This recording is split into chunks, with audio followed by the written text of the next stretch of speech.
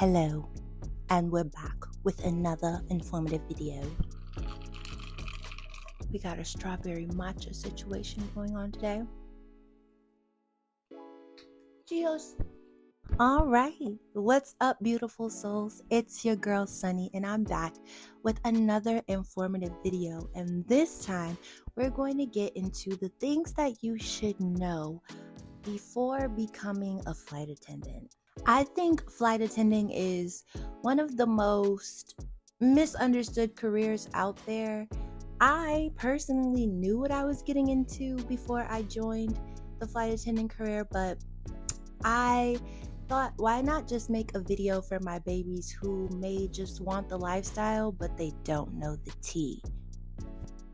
I know what you're thinking. Oh, don't be ridiculous, Andrea. Everybody wants this. But honestly, once you hear the starting struggle before getting to the end goal, you may not want to be on the struggle bus. You may not have the heart to power through. So I'll be sharing what I think you should know before hopping into this career, and also what I did to counteract these effects in order to achieve the life I wanted while working as a flight attendant. So let's get into it, shall we?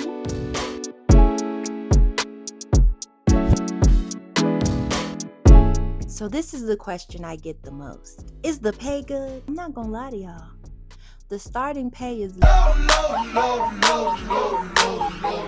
like, it's really low. It's really bad, for real. But how low truly does depend on which airline you choose and how much you choose to work. Like, there are ways to get a little bit of a higher paycheck, but honey, you're gonna have to put in the work for that. Sometimes a lot more work than you think that paycheck is worth. And you need to factor in your expenses, because 9 times out of 10, you're going to be based somewhere that you do not live. Okay? So there will be crash pad expenses, transportation to and from the airport, and food. Oh my God, food. The way food has ran my pockets since starting this job. I mean, and you could tell. But anyway, so originally I was living in Los Angeles when I got this job. So to combat these expenses, I cut my cost of living entirely. Now, I know like some people may not be able to do this, okay? But me, I moved out of that studio apartment that I was paying $13.50 for. Yeah, I got out of there. I sublet it to a friend. I sold a lot of my things, gave her the furniture that I did not sell, put the things that I really wanted into storage, and I skedaddled. So boom, rent, non-factor for me. My crash pad was more on the expensive side because bougie. I needed a queen bed. Yes, I did not want to be in a bunk bed.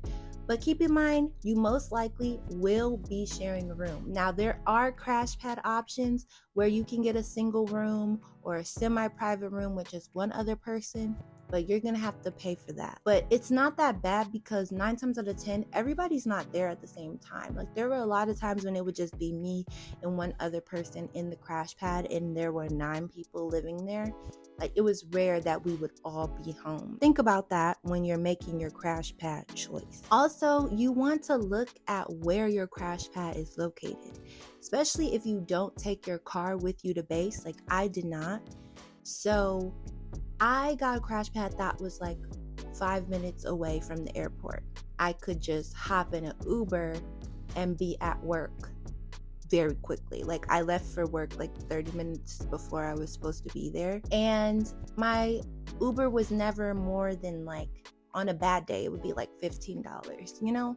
So it didn't bother me much. And my crash pad was also close to public transportation, so I could take the bus if I wanted to, but I think I took the bus maybe like one time because the Uber would really be like $6, $7. Like, I'm getting in the car. Food was probably what I spent the most money on, but I indulged. I am a tourist, and one thing I am not going to deny myself of is a good meal, okay? Like, I was eating, and you can tell. Like I said, you could tell. Now, I'm a special case, okay? Because I don't have kids. Mm-hmm. You get what I'm trying to say? I don't have to go as hard. Like, I'm straight. I'm good. Mm-hmm. I'm more than good. So this situation may not be possible for you. But when you even start to think about becoming a flight attendant, just start saving your money. Just do it so that you don't feel the pressure on your pockets getting worse. Just start saving your money right then and there, even if it's $5, $10. Put something away.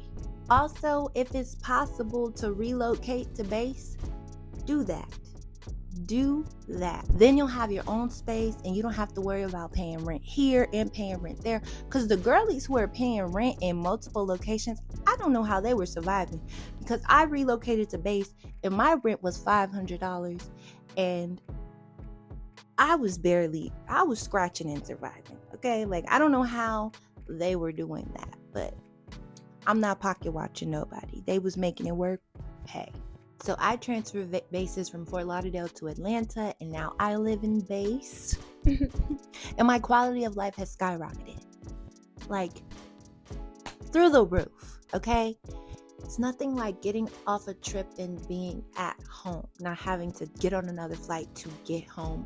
No, baby. Meal prepping can also help, but Lord, I can't do it. The way my ADHD is set up, like literally, I just came back from a trip yesterday and I made a beautiful meal to take with me. And guess where I left it? Right in the fridge. I'm on the plane like, I'm hungry. I did all that work and what was it for? Picking up trips on your day off is the surest way to get extra money, but baby, like I say, you're gonna work for it. I did that the past 4 months and now I'm burnt out. I'm completely exhausted because we get 4 days off in a row, but when you pick up a 4-day trip on your off days, you really only get 1 day off before you have to turn around and go back out. And if they're working you on your reserve days, which I will get into, then yeah, you're working. I actually used sick time at the end of last month because I just couldn't bear to get on the plane. Like I was like, I'm sick in the head. I can't get on a plane right now. Like I have to sit down. I have to stay I need my feet on the ground.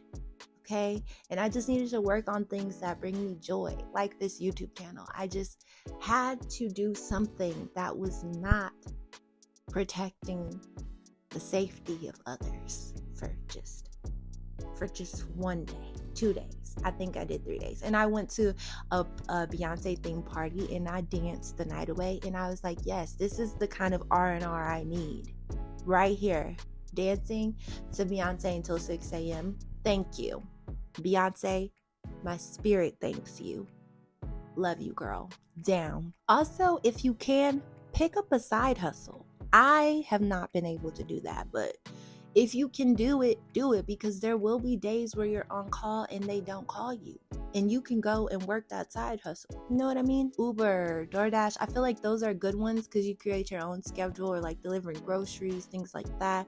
If you get paid for making content, do your thing, boo. Those are really good ways to utilize your time well. But me, I don't enjoy working, so there's no way I'm going to get another job. I already have to have one job. You think I'm gonna? No. Let's move on to our second thing you should know before becoming a flight attendant. Let's talk about this reserve life. When you're starting out, you will have to do whatever crew scheduling tells you to do. No ifs, ands, or buts about it. You're going to have to get your butt up and go to the airport. So at my airline, I can only speak from my experience now, but I feel like they pretty much all work similarly. At my airline, you can be on reserve for as many as 6 days before they have to give you what is called a 24/7.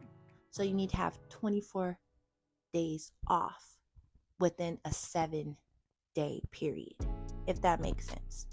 So you work, you're on 6 days, and then you have to have 24 hours. And then your 6 days can start all over again. You only need 1 day. So you basically, and once again, speaking for my specific airline, you choose a time period where you would like them to be able to call you. And our time periods run for 10 hours long. So the past 3 months, I was working what we call Reserve A, which is midnight to 10 a.m. Ask me if I'll ever do that again. No, because by the time I laid my head down at midnight to go to sleep, my phone rings at 1:30 and they're like, hey, you got to be at the airport at 4 a.m., Bookie. It's time to get up. I'm never doing that again. So now I'm on Reserve D, which starts at 11 a.m. and ends at 9 p.m. So I have a little bit of structure, you know?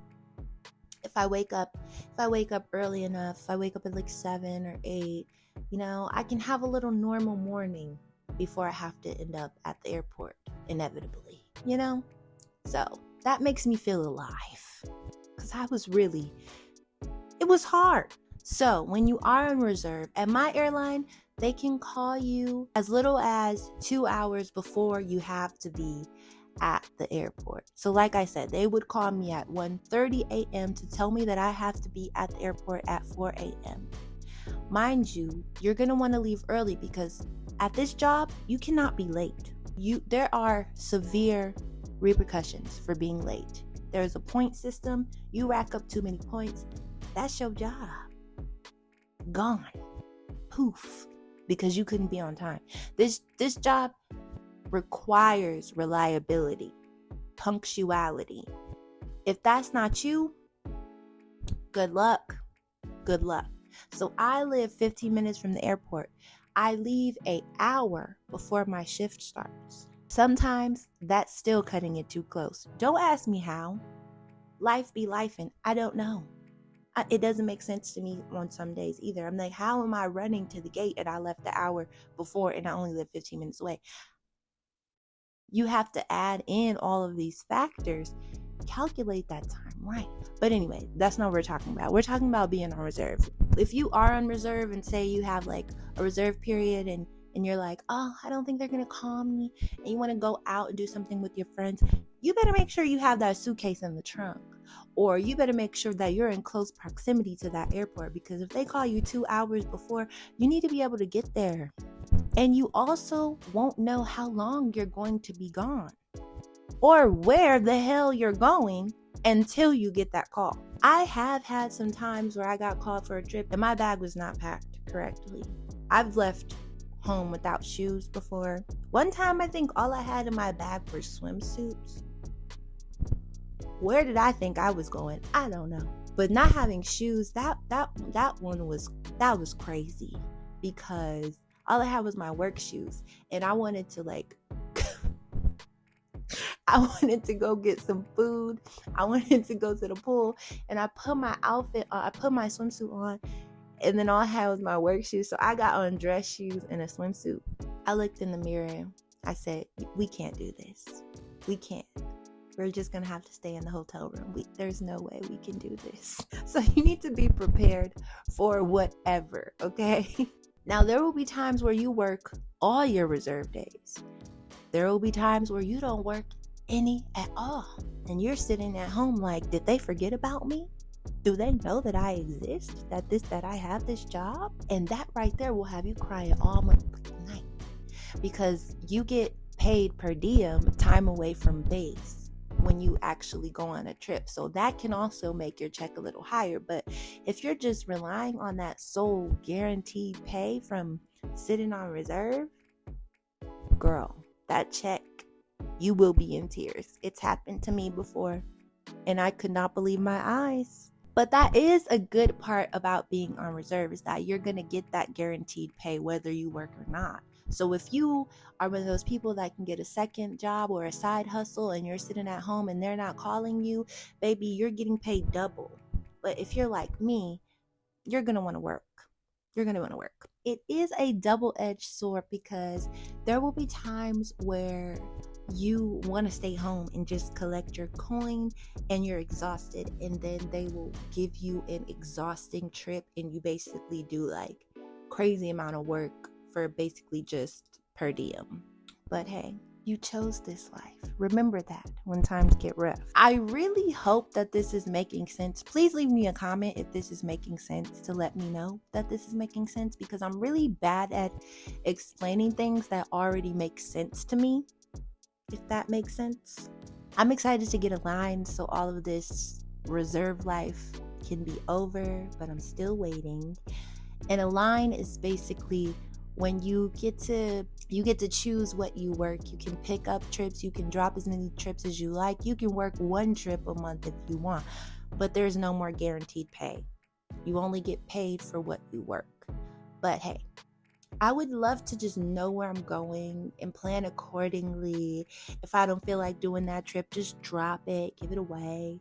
Like that's luxury to me.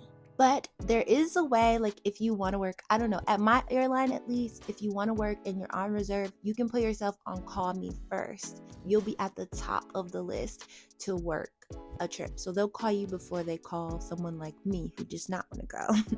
But no, I did do call me first for like 3 months. And that is probably why I'm so burnt out now. Like, girl, you should have just sat down and ate your food.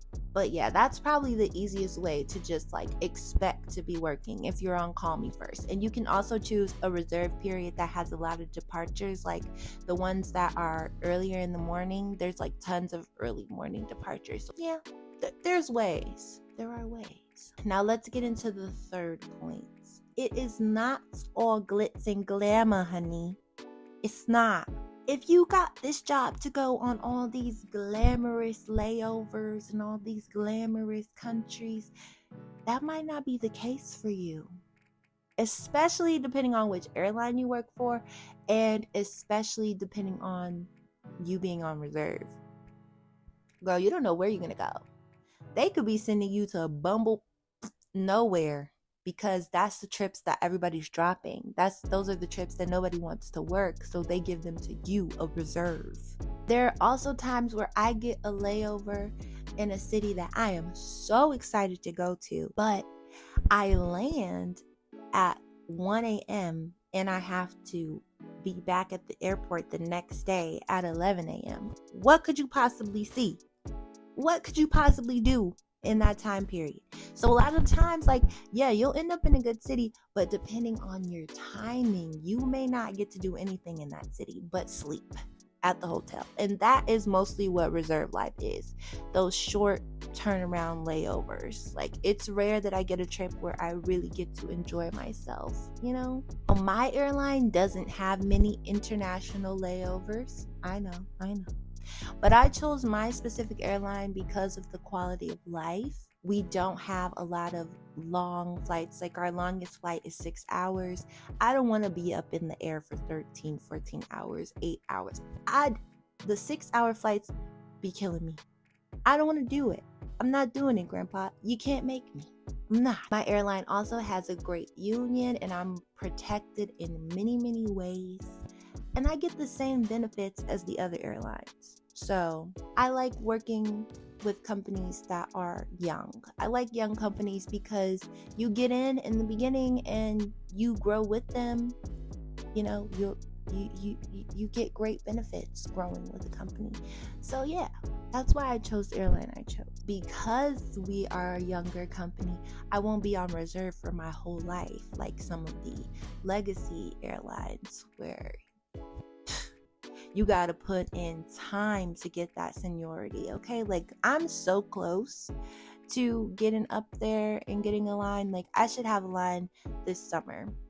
So you just have to choose the airline that fits your specific needs. If you want that, like international layovers, long haul flights, then do you, boo. Go for that airline. But me, I wanted job security, I wanted a union, I wanted not that many long flights, and I wanted great benefits. So I think I chose great. Because like I said, I don't like to work. I don't want to work. I want to do the bare minimum, babe, and get the same rewards. All right, so our next point of things you need to know before becoming a flight attendant: it can be lonely. You're gone a lot, especially if you don't live where you're based. That means you're going to have to commute on top of the hours that you already have to be away working. You're in hotels all the time, landing at different hours of the night, all different times of the day. You might land at 7 in the morning, and your peoples that you want to talk to, they're waking up, getting their life started, and you have to go to sleep because you have to work in the evening that night. Like, your life is completely turned upside down, and it can be really isolating and hard to keep consistent communication with the ones that you love. You may have to move cities like I did and build a whole new community from scratch. I was fortunate enough to meet 4 girls in training who I became really, really close with, and we ended up being placed in the same city. So that made it easier for me to, have someone to hang out with, and it made it less lonely for me. So if you can, make friends in training, okay? Like, you really, really, really will grow with that class, and you will celebrate your anniversary with them for the rest of the time that you work for the company. So I suggest getting acquainted with at least some of them. I did get the SADS about 3 months into the job, and I think I was just like sick of living in the crash pad and having no privacy, which is like the opposite of being lonely. But you need space to recharge on your own. So I think it just like started to get to me a little bit, and I was like, this is not life. You're just so out of your element, so out of your comfort zone. It takes a lot of getting used to. But now I think I'm in the prime of my life. If I'm being honest, my mental health is great. I finally have a job that I can excel at. It works for me. And you just have to keep going with this career. It only gets easier. That's what I should say. If you can make it through the beginning of this career, you will soar. Okay, you will exceed. You will excel. You just have to persevere. That's what's really important. And that's what brings me to my final point of things you should know before becoming a flight attendant. It can be taxing on your mental and physical health. You're constantly going up and down in an airplane, sometimes as many as 4 times a day. Okay, normal people don't do that. Normal people go up, they come down, and they're at their destination. We're doing it up to 4 times a day. Okay? That does a lot to your organs, your hearing, your bowels. I hate to say it, but that constant pressurization, it makes a girl gassy. Not to mention your immune system. You're on a floating metal tube with air circulating. All of these people and their germs, people wanting to hand you their garbage, people getting this close to you in order to talk to you. So yes, it can be taxing on your mental and physical health, and it's hard to create a routine because you never know when you're going to have to work. So it's hard to like make a plan for yourself or just to get back on track. It can be really difficult. So for someone like me who already struggles with mental health, I have to find little ways to make this work for me. I have to get my healthy habits intact some way, somehow. Like, you just have to find what suits you in this career. And it just takes a lot of trial and error and not getting upset with yourself, not feeling defeated.